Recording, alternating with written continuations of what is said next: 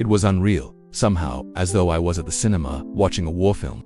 I remember looking at Bob, standing up helplessly by the tracker, as the paratroopers turned their anger on us, screaming and shouting obscenities. "You crap-hat bastards, why didn't you fire your missiles, wankers? Why didn't you shoot them down? How do you explain that it wasn't our fault? That a fuse had blown, or the computer had crashed, or some 50-pence pin had got bent out of shape somewhere? That 3T Alpha should never have been here in the first place, and that the boys should never have been left there sitting on the boats anyway."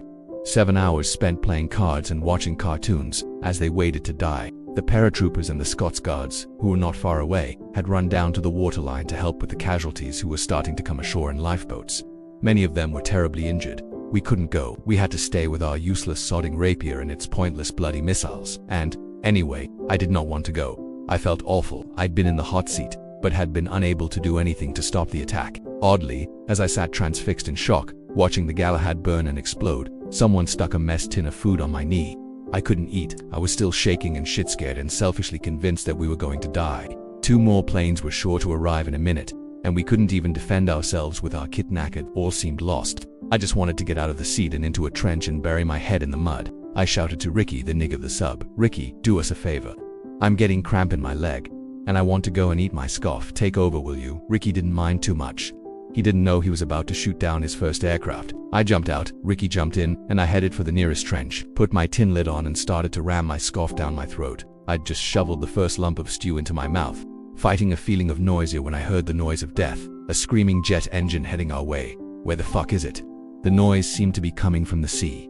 Wrong, it was another Skyhawk, right behind us and then streaking directly overhead. Banking as it did so, I could clearly read the words Armada on the white fuselage and see the pilot's helmet. Bob stood in the open and bravely spun the tracker head around after the receding jet as I watched tracer rounds from the paratrooper machine guns flashing uncomfortably close to his head, which continued banking to the left, towards the sea, and then turned inland again, starting to come back towards us. He must have seen us and decided to come back and finish us off.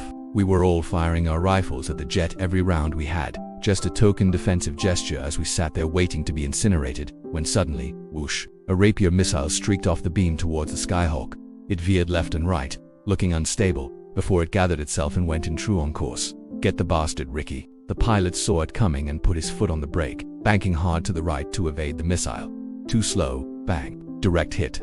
He was hit plumb center and crashed into the mountainside in a huge fireball, as though he had been carrying napalm.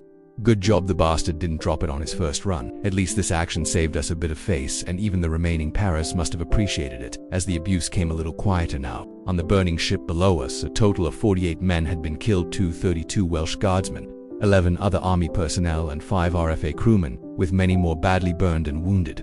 Among them, famously, was Simon Weston.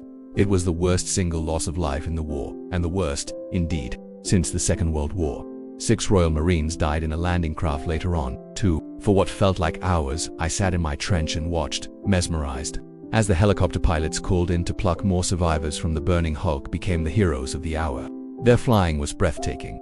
They flew blind through clouds of choking black smoke, their rotor blades practically touching the burning side of the ship to lift casualties off. It was an awesome display of bravery and skill, especially in light of the potential for more air attacks at any moment. Gradually, the feelings of fear and shock ebbed away, and the relief at still being alive myself overcame everything, bringing with it a kind of euphoria. It was quite bizarre. For a while I didn't feel cold, hungry, lonely, scared, tired, pissed off, or anything negative. It was like being immortal, just for a while. After half an hour or so though, it was state normal. All that shit flooded back into my brain and body, and I started moaning, as you do. "I'm bloody freezing. It's shite. The Falklands are shite. This war is shite." Someone shout, "End." The clear sky had clouded over, and an hour too late, it started to snow. In June now we had something else to gripe about. The carnage of the day was temporarily forgotten, locked away deep inside my mind. Bob got on the blower and demanded a couple of intelligent crap hats from the ream. 3-2 Alpha was next to useless, and it needed a tonic, a gentle massage of its circuitry by the elegant piano-playing fingers of the techs. The kit had to work.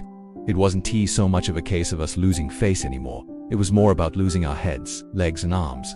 Eventually, the Royal Electrical Mechanical Engineers emerged through the snow, like Robocops with toolboxes and very high foreheads. They asked Bob to make the patient safe and administered an electronic lemsip, told us to keep her wrapped up, and that if she didn't show any signs of shooting down aircraft in the morning, then another call and they would have to operate. We waved them bye-bye and copied one another by shivering and swearing.